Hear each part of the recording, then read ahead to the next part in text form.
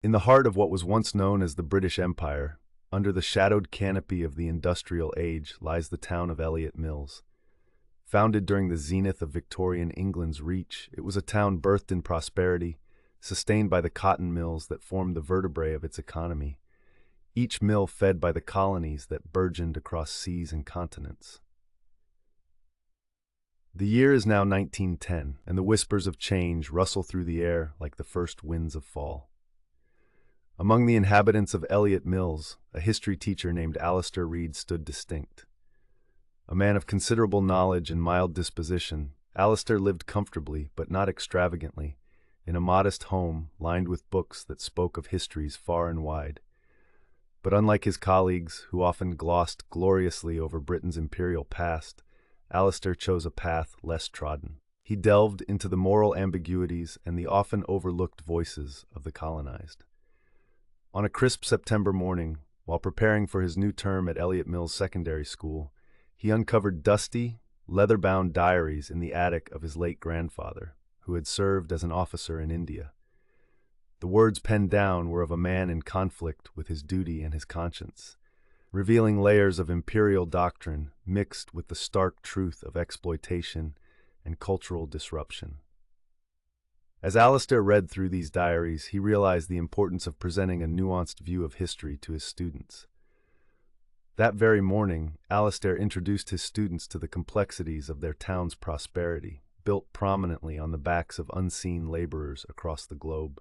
His lectures were filled with discussions about the cotton that wove through Elliot Mills, once picked by hands that never reaped the benefits of their labor, and how the echoes of these injustices shaped the world they lived in today.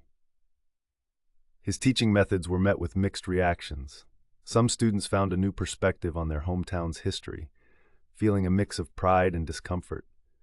Others, including a few parents and a colleague or two, deemed Alistair's revelations unnecessary and discomforting, accusing him of staining the empire's legacy. As tensions in the town grew, so did support for Alistair's approach. A particularly bright student named Eleanor began researching further into Elliot Mills' historical ties with the empire. Her project, which eventually won a national history competition, traced the supply chain of cotton from the fields of India to the mills of Elliot Mills, illustrating not only the global connections but also the personal stories of individuals caught in these historical tides. The local newspaper caught wind of Eleanor's project, sparking broader public discourse on the subject. As debates and discussions ensued, Alistair found himself at the center of a societal reevaluation that questioned the moral implications of historical narratives that had once seemed unassailable. The story of Elliot Mills became a story of reconciliation with its past, a narrative attempting to make peace with its own heritage. Alistair's efforts, through trials and tribulations, eventually heralded a small but significant transformation in the town's understanding of their history. Understanding grew into a commitment to education and acknowledgement, and the town even introduced an annual day dedicated to the recognition of all cultures that had contributed to its development. As autumn turned to winter, Alistair looked out over his class, a vibrant mosaic of curious minds burgeoning with questions and critical thoughts.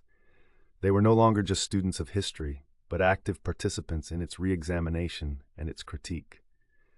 Alistair knew the path was long and fraught with challenges, but as he gazed through his classroom window at the old cotton mills, he felt a profound sense of purpose. Elliot Mills was reconciling its past, one lesson at a time, spiraling ever closer to truths that had long lain dormant beneath histories written by the victors.